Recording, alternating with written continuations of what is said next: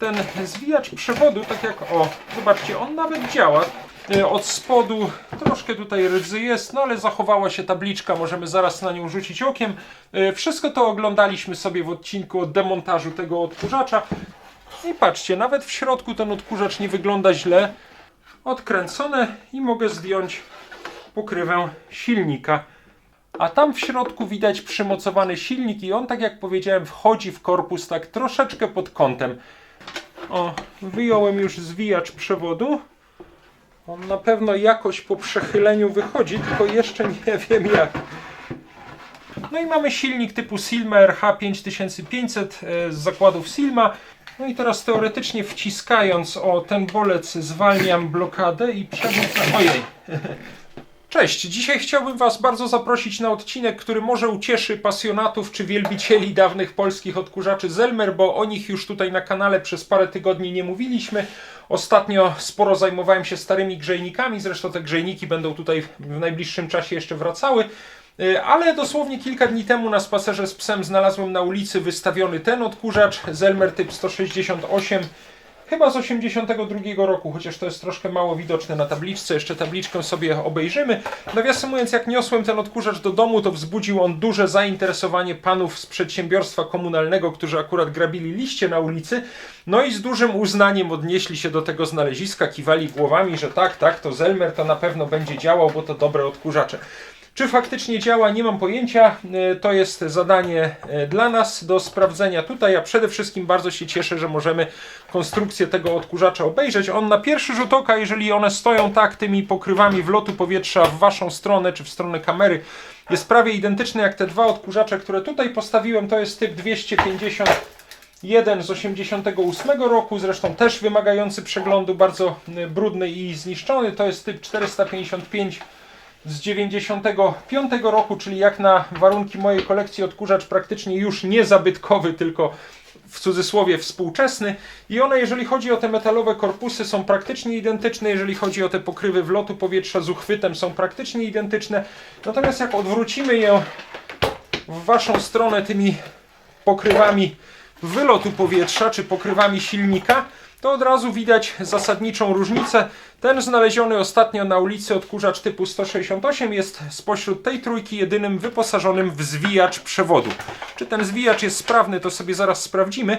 Natomiast to, co jest ciekawe, to to, że mimo zainstalowania tutaj zwijacza, gabaryty tych odkurzaczy, tego odkurzacza praktycznie niewiele się zmieniły w porównaniu z tymi pozostałymi. Metalowy korpus jest tej samej wielkości, natomiast ta plastikowa pokrywa jest, nie wiem, o 1,5 cm, może góra o 2 cm dłuższa niż w tych pozostałych przypadkach. I bardzo mnie ciekawi, w jaki sposób ten zwijacz przewodu został tutaj zmieszczony, razem z silnikiem oczywiście. To nie jest jakieś szczególne odkrycie, no bo w internecie można filmów o tych odkurzaczach typu 168 znaleźć całkiem sporo, bardzo fajnych i dobrych zresztą i ciekawych. Natomiast no ja w warsztacie tego typu odkurzaczy jeszcze tutaj nie demontowałem i dlatego z wielką przyjemnością ten odkurzacz typu 168 obejrzę i przetestuję go tutaj. No, w takim razie te pozostałe odkurzacze odstawiam. O nich też będą za jakiś czas poświęcone im odcinki, bo warto je przejrzeć. Ten powinien nawet działać, ten nie mam pojęcia, nawet nie ma przewodu w tej chwili, ale nimi się zajmiemy. Ale dzisiaj skupiamy się na tym znalezionym niedawno na ulicy odkurzaczu. Tutaj możemy już sobie odkurzacz obejrzeć w pełnej krasie. Nawiasem mówiąc, postawiłem tutaj na stole też taką starą czechosłowacką maszynkę do mięsa Porkert, ponieważ ją kilka tygodni wcześniej znalazłem dokładnie pod tym samym domem, pod którym znalazłem też ten odkurzacz. Kiedyś tam trafiłem też na fajne takie wykonane ze stali ocynkowanej kotły takie do gotowania weków i jedną bardzo fajną aluminiową miednicę. Także lubię tamtędy czasem przechodzić, bo pod tym starym domem można znaleźć ciekawe rzeczy. Odkurzacz jest brudny, tak jak już powiedziałem, zwłaszcza tutaj z tej strony, ale to jest właśnie zadanie nasze, żeby go tutaj porządnie wyczyścić. Niestety tutaj uchwyt tej pokrywy wlotu powietrza, pokrywy worka na kurz jest pęknięty, ale albo go zastąpimy innym, albo na razie skleimy ten, który tutaj jest. Mamy tutaj ten podciśnieniowy wskaźnik zapełnienia worka na kurz. Mamy ładny napis Predom Zelmer z boku, z drugiej strony także. Od spodu troszkę tutaj rdzy jest, no ale zachowała się tabliczka, możemy zaraz na nią rzucić okiem. logo Predom Zelmer, numer to jest miesiąc i rok i teraz nie jestem pewien, albo 2, albo 12 i chyba 82. Wydaje mi się, że tam za 8 jest 2, tak mi się przynajmniej wydaje, może na powiększeniu będzie to lepiej widać. No 220 V, prąd przemienny, 50 Hz częstotliwość sieci, urządzenie w drugiej klasie ochronności, które nie wymaga przewodu ochronnego, typ 168. Nie jestem pewien, czy tutaj S nie jest jeszcze odbite tak trochę obok, tak jakby ktoś nie trafił. Czyli byłby to 168S pewnie z silnikiem Silma, ale to sobie zaraz zobaczymy, nie jestem pewien. 550 W, to by się zgadzało, jeżeli chodzi o silnik Silma. Zgodność z normą z 75 roku. To jest właściwie wszystko, co jest widoczne tutaj na tej tabliczce. Są kółeczka z tyłu nawet ładnie zachowane. Przyznaję, że takie dosyć delikatne te kółeczka są, no ale najwyraźniej przetrwały próbę czasu. No i jest to, co najbardziej mnie ciekawi, czyli cała ta pokrywa wylotu powietrza i pokrywa silnika i pokrywa zwijacza przewodu. Nawiasem mówiąc, ten zwijacz przewodu, tak jak zobaczcie, on nawet działa. Tam jest prawdopodobnie już dosyć mocno zabrudzony, ale jak mu się troszeczkę pomoże i mocno wciśnie ten przycisk, to on nawet jest w stanie ten przewód zwijać, więc jest szansa, że będzie to działało. Czy działa sam silnik, tego jeszcze nie wiem, no a tu na tym kanale mamy zasadę, że nie uruchamiamy takich urządzeń bez uprzedniego sprawdzenia, zwłaszcza urządzeń, które w deszczu zostały znalezione na ulicy. Także tym się zaraz zajmiemy. Pozwólcie, że jeszcze na chwileczkę jeden odkurzacz w kartonie postawię tutaj na stole. Tutaj na stole postawiłem jeszcze karton, w którym mam rozłożony na części odkurzacz typu 268. Jest na kanale odcinek o demontażu tego odkurzacza. On ma ten blaszany korpus, przepraszam, praktycznie identyczny. Zobaczcie, pokrywę wlotu powietrza ma praktycznie identyczną jak ten nasz dzisiejszy. To jest wyjęty z tego odkurzacza silnik typu 300, w którym trzeba wymienić łożyska. Ja dlatego tym się jeszcze nie zająłem, bo właściwie tych filmów o wymianie łożysk w silnikach typu 300 mamy na kanale co najmniej 2 albo 3, więc no nie jest to nic nowego, ale obiecuję, że niedługo się tym zajmę. Wymienimy łożyska i zmontujemy wreszcie, oczywiście przedtem wyczyścimy ten odkurzacz typu 268. On też jest wyposażony w zwijacz przewodu, ale jest to jednak zrobione tutaj troszeczkę inaczej, bo najpierw jest, tutaj silnik jest klasycznie zamocowany tak jak w innych odkurzaczach, na przykład tych typu 251. Jest tutaj pokrywa silnika i dopiero do tego jest doczepiony na zewnątrz ten zwijacz przewodu. Wszystko to oglądaliśmy sobie w odcinku o demontażu tego odkurzacza. Natomiast tutaj w tym odkurzaczu 168, który dzisiaj będziemy oglądać, jest to jeszcze konstrukcja starsza i mam wrażenie, że zupełnie inna i prawdopodobnie tutaj dosyć ciasno musi być w tej obudowie, skoro i silnik, i zwijacz przewodu tutaj się mieszczą, ale zaraz to sobie obejrzymy. Także ja ten odkurzacz Zelmer 268 znowu na razie w kartonie odstawiam na bok. Tak jak powiedziałem, nim się zajmiemy. Przede wszystkim najpierw zajmiemy się jego silnikiem.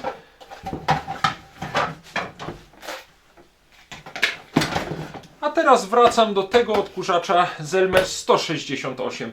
Niby podobna numeracja, ale jednak zupełnie inna konstrukcja tych dwóch odkurzaczy. Nawiasem mówiąc, rzuciłem sobie szybko okiem do kroniki Zelmera wydanej w 1986 roku, ale tutaj w tabelce uruchomień nowych produktów w ogóle tego typu 168 ani typu 268 nie widzę. No już to sprawdziliśmy, że tutaj nie wszystkie typy odkurzaczy są wymienione. Może gdzieś tutaj w dalszej części tej kroniki, zwłaszcza w rozdziale poświęconym odkurzaczom, gdzieś może ten odkurzacz będzie wymieniony, ale muszę tu jeszcze popatrzeć. Jeżeli to znajdę, poszukam też w kalendarium, które jest na końcu, chociaż ono raczej dotyczy wydarzeń związanych z samymi zakładami. Poszukam tutaj jeszcze, jeżeli coś znajdę, to oczywiście zamieszczę uzupełnienie w tym filmie.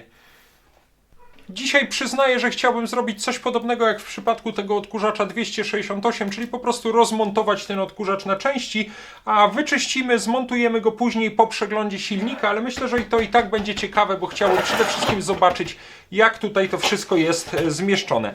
No to zaczynam tradycyjnie od wyjęcia worka na kurz. Trochę się obawiam, że może być pełny, bo odkurzacz jest dosyć ciężki.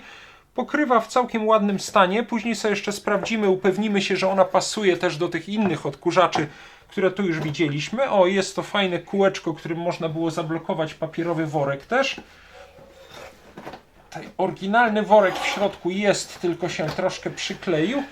Nawet nie jest źle. Troszkę jakiegoś siana, jakichś liści, ale nawet nie jest ten worek jakoś strasznie zapchany. Żadnych monet ani innych cennych rzeczy w nim nie ma.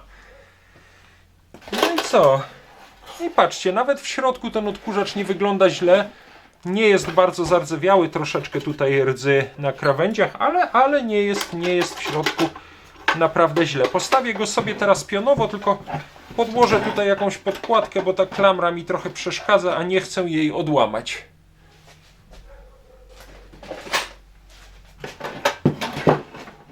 Czy to będzie ok? Chyba tak. Teraz tak patrzę, jak zdemontować tę pokrywę silnika. Tutaj na pewno ona od góry jest zahaczona o takie ząbki w tej metalowej obudowie, tak jak w innych odkurzaczach, które już tutaj widzieliśmy. Natomiast tutaj widzę, że są po dwóch stronach za kółeczkami schowane tak sprytnie śruby, które trzymają tę pokrywę i po prostu je odkręcam. Tutaj tak samo.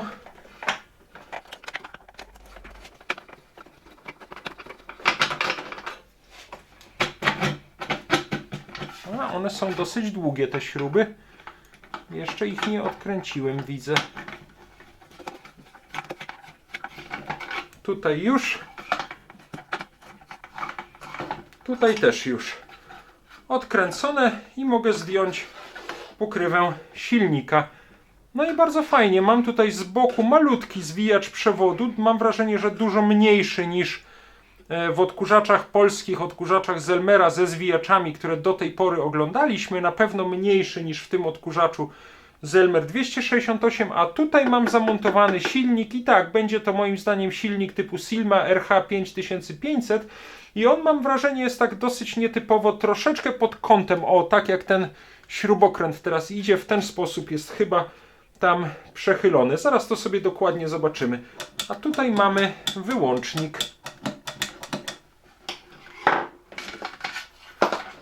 Odstawię na razie tę pokrywę na dół.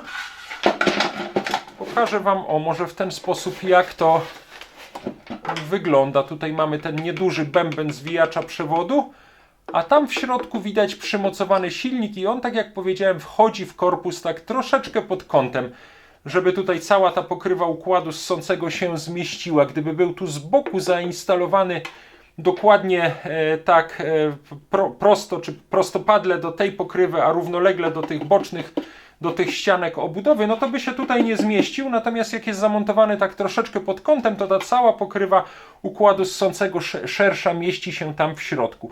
Troszkę jest to tak upchane, ale całkiem sprytnie i wszystko się ładnie zmieściło. No dobrze, to teraz spróbuję się wziąć za wymontowanie tego zwijacza, czyli muszę odkręcić tutaj dwie śrubki, tu i tu, trzymające tę ramę zwijacza przewodu i wykręcę też te dwie śrubki, które trzymają tę plastikową klamrę silnika.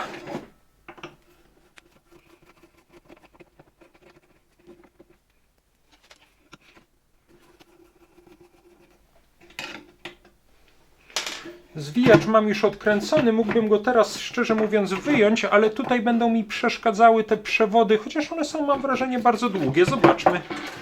O, wyjąłem już zwijacz przewodu.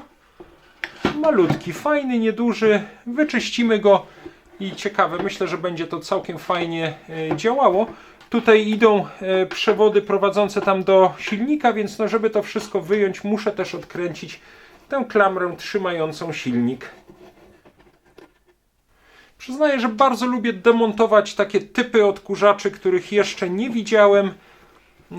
No bo jak rozkręca się po raz trzeci, czwarty, piąty odkurzacz już znany, to też jest to oczywiście fajne, ale raczej nie ma już żadnych niespodzianek, a w każdym razie niespodzianek konstrukcyjnych. No tutaj jest okazja poznać nowe urządzenie. Ok, tutaj podnoszę też tę klamrę silnika.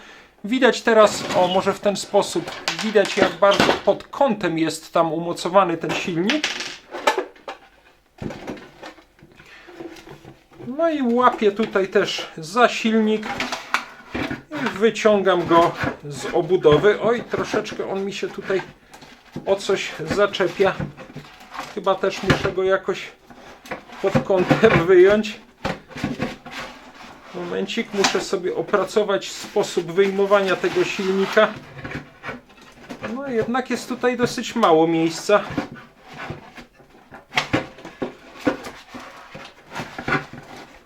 On na pewno jakoś po przechyleniu wychodzi, tylko jeszcze nie wiem jak.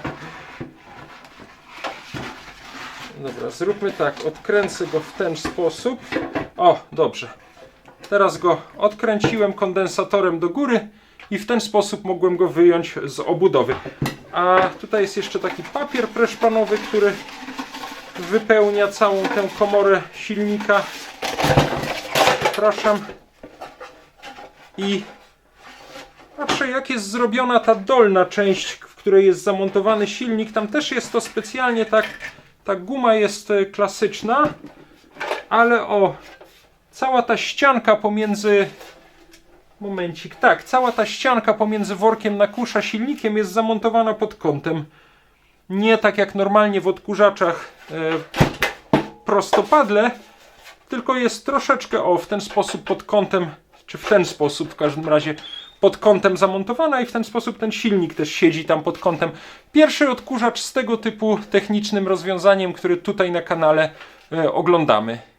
Ustawiłem tutaj na stole wszystkie elementy tego odkurzacza, czyli mamy ten blaszany korpus. W środku naprawdę nieźle zachowany, troszeczkę będzie wymagał umycia i może minimalnie odrdzewienia w niektórych miejscach. Papier preszpanowy. Tutaj mamy tę pokrywę pokrywę wlotu powietrza, pokrywę worka na kurz. Tutaj mamy tę gumową uszczelkę, w której zamocowany jest silnik. Tutaj mamy worek na kurz, pokrywę silnika i pokrywę wylotu powietrza. Mamy zwijacz przewodu, który będzie wymagał wyczyszczenia. Tutaj jest wyłącznik. Mam wrażenie, że tutaj kostka jest przyłączeniowa schowana w tej obudowie. Nawet może nie będę tego w tej chwili wszystkiego otwierał. Tutaj ten zwijacz przewodu możemy jeszcze odłączyć przy pomocy dwóch takich złączek od przewodu. No i mamy silnik typu Silma RH 5500 z zakładów Silma. Zaraz sobie zajrzymy tutaj do szczotek. Tu jest jeszcze taka gumowa nakładka na górze. No i śruby mocujące. Tak naprawdę dosyć fajna, prosta budowa i no jest to wszystko naprawdę sprytnie tutaj w tej komorze silnika jest wszystko fajnie zmieszczone, zarówno ten silnik, z samym silnikiem oczywiście nie byłoby żadnego kłopotu, no ale obok silnika jeszcze zmieścić ten malutki zwijacz przewodu, to w sumie dosyć fajny, konstrukcyjny i projektowy pomysł. Także ja bym powiedział, że wezmę teraz mój odkurzacz warsztatowy, wyczyszczę to troszeczkę z kurzu i przyjrzymy się trochę dokładniej temu silnikowi. Patrzę, czy tutaj gdzieś oznaczenia na nim są. Tak, jest logo zakładów Silma. Tutaj jest, ale bardzo zatarte. Wydaje mi się, że jest... Powinno być tutaj logo RH5500A. Ono jest ledwie widoczne. Wirnik się całkiem ładnie obraca. Ciekawe, w jakim stanie są łożyska.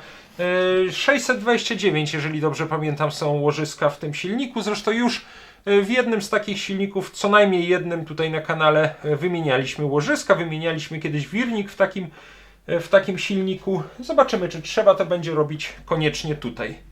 Tutaj, nawiasem mówiąc, jak zacząłem czyścić ten silnik, to zauważyłem, że odczepił się jeden z przewodów idących do szczotek. To jest takie trochę moje doświadczenie z tymi silnikami Silma, że tutaj te przewody przy kondensatorze i przy szczotkach, one się zwykle bardzo słabo trzymają. Nie wiem, no prawie zawsze muszę je tutaj doczepiać. Zaraz to przylutujemy, nie ma problemu, byle się tam gdzieś dalej nie odłamały. No ale biorę teraz odkurzacz i biorę się za wyczyszczenie. Zaraz pokażę Wam, jak to mniej więcej wyszło.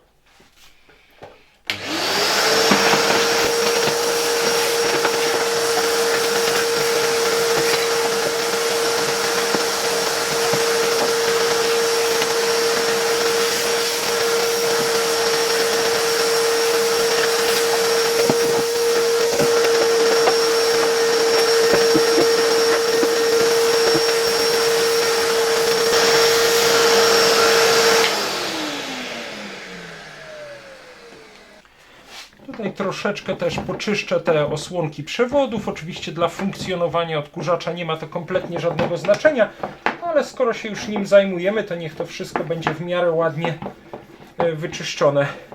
I tak idę na łatwiznę, bo tak naprawdę powinienem wszystkie te przewody porozłączać i wtedy je porządnie wyczyścić. Ale myślę, że tak też będzie ok. Zaraz jeszcze troszeczkę dokładniej wyczyścimy ten zwijacz przewodu. O, wyłącznik wyczyściłem. Ten cały przewód to już sobie wyczyścimy później, jak odkurzacz będzie zmontowany. Tutaj od wewnątrz tę pokrywę też wyczyściłem. Od zewnątrz też ją jeszcze będziemy później czyścić. Tutaj jeszcze trochę ten kurz wyczyszczę. Przyznaję, że jak na stan takiego odkurzacza wyrzuconego na ulicę, to naprawdę nie jest źle. Nic tutaj nie jest popękane. W zasadzie jest on tak dosyć przeciętnie zabrudzony. Każdy tego typu odkurzacz po dłuższym użytkowaniu byłby podobnie brudny, ale nikt nie używał tego odkurzacza do jakiegoś remontu, nie wiem, nie odkurzał nim gładzi gipsowej, jak to czasem się zdarza. Zupełnie w porządku jest, tak jak mówię, jak na taki wyrzucony na ulicę odkurzacz. Spodziewałem się, że będzie dużo gorzej, a on tak naprawdę jest, powiedziałbym, że nawet w dość dobrym stanie. I przede wszystkim oryginalnym. Tutaj nie widać żadnych jakichś napraw, przeróbek. Tak sobie przy okazji patrzę tutaj, jak działał ten zwijacz przewodu. Tutaj mamy ten duży taki klawisz wciskany dwustronnie. Z jednej strony mamy taki wychodzący tutaj, nie wiem, sztyft, który naciskał na ten przycisk wyłącznika, a z drugiej strony jak wciśniemy, też mamy tutaj taki kawałeczek, taki, nie wiem, bolec wychodzący i on naciskał na ten element zwijacza i teraz tak, mogliśmy sobie rozwinąć ten przewód. Natomiast jak i on był teraz zablokowany tutaj tą blokadą, natomiast jak wcisnęliśmy tutaj ten wystający, nie wiem, drut, ten pręt taki, czy ten sztyft, zwalnialiśmy blokadę, i zwijacz zaczynał wtedy zwijać przewód. Tutaj znajdują się sprężyny, które odpowiadały za napęd tego zwijacza. Myślę, że powinno to ładnie działać. Jeszcze później rozwiniemy cały ten przewód, nawiniemy go jakoś tak porządnie. Jest to teraz już wyczyszczone, więc powinno w miarę dobrze funkcjonować. W każdym razie na pewno mechanizm tego zwijacza jest sprawny. Może w tej pozycji go złapię, będę mógł to trochę lepiej pokazać, czyli rozwijamy ten przewód. Ja go w ogóle całkowicie rozwinę, żeby wyczyścić też tę rolkę w środku. Rozwijamy, on nawet dosyć kurczę długi jest. A tutaj coś się...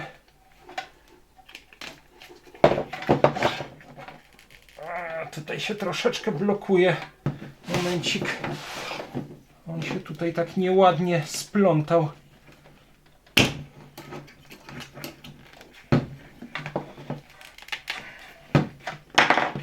Zaraz go spróbujemy rozwinąć. Tak, tutaj część tego... już. Część tego przewodu po prostu blokowała resztę. Się dosyć nieładnie nawinął. Ok, mamy ten przewód całkowicie w tej chwili rozwinięty. Możemy teraz wyczyścić jeszcze tę rolkę w środku.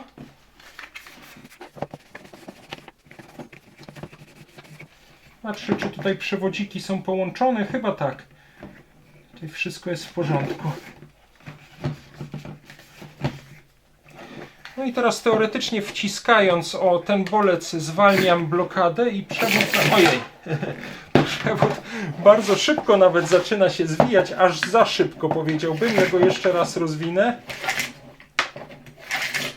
Mechanizm jest w każdym razie całkiem ładnie sprawny. Dobra. Wciskam. Zaczynam zwijać przewód. I postaram się tutaj jakoś ładnie ułożyć.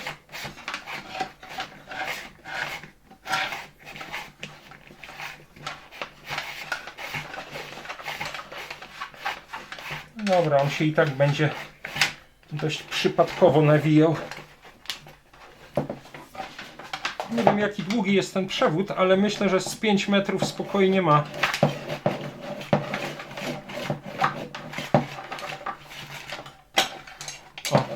faktycznie nam się już tutaj zwinął. Fajnie. Potem go jeszcze, jak już zamontujemy ten zwijacz, to jeszcze ten przewód trochę wyczyszczę. Ja ten worek na kurz też porządnie wytrzepałem, odkurzyłem, wytrzepałem go też o drzewo w ogrodzie. Tutaj wyczyściłem też trochę tę całą jego uszczelkę i tę plastikową część. No powiedzmy, że już tak w miarę nieźle jest. W każdym razie nie jest już pełen kurzu. No oczywiście często spotykam się z takimi komentarzami, że te worki kompletnie nic nie dawały, że Zelmery były takimi rozpylaczami kurzu.